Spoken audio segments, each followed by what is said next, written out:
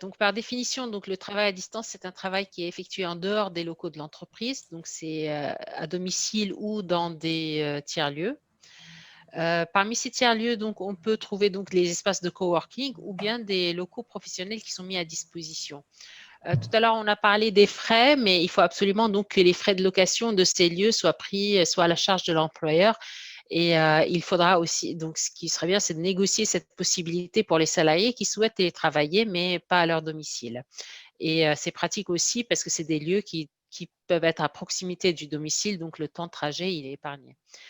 Dans l'avenant au contrat de travail dont on a parlé au début, il faut préciser quand même les lieux d'exercice du travail à distance et les mobilités susceptibles d'intervenir dans le cadre de l'exercice professionnel. Par exemple, pour les consultants ou les salariés qui sont en déplacement fréquent, ils ne déclarent que les lieux qui sont habituellement occupés pour le télétravail.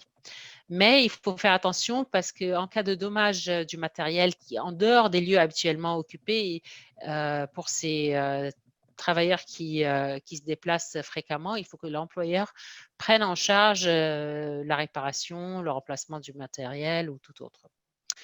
Ce qui est important aussi de noter, c'est que tous les salariés doivent disposer d'un poste de travail dans l'entreprise et surtout que le télétravail ne doit pas être l'occasion de dégrader les conditions de travail en présentiel.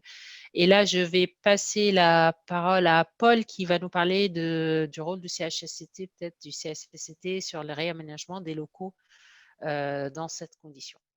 Petit rappel des obligations en matière de conformité de sécurité des locaux. Déjà, toutes les règles de droit commun, elles s'appliquent. Dans le cadre du télétravail, c'est toujours utile de le rappeler. Et qu'au titre de son obligation de sécurité, l'employeur doit s'assurer de la conformité des locaux. Il y a une obligation spécifique qui est précisée dans l'ANI, qui est la conformité des installations électriques. Alors, dans les faits, souvent, ce qu'on peut voir, c'est que l'employeur demande une attestation de conformité aux salariés, donc quelque chose de déclaratif.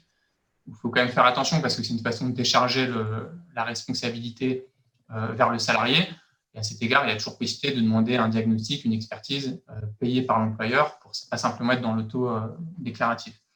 Mais ensuite, la conformité, effectivement, elle va beaucoup reposer sur le rôle des élus qui ont un rôle important à jouer, excusez-moi. Ils ont un droit de visite qui existe comme dans l'entreprise, avec le gros bémol, évidemment, qui se comprend aisément, c'est qu'il y a l'accord du salarié qui est nécessaire, mais il y a beaucoup de situations dans lesquelles un salarié ne s'opposera pas à ce qu'un de ses élus vienne l'aider à regarder la conformité et à faire des remontées auprès de l'employeur. Donc, ce droit de visite, il existe. Donc, il y a cette faculté, évidemment, de l'alerte pour remonter auprès de l'employeur les éléments non conformes qui auraient été constatés.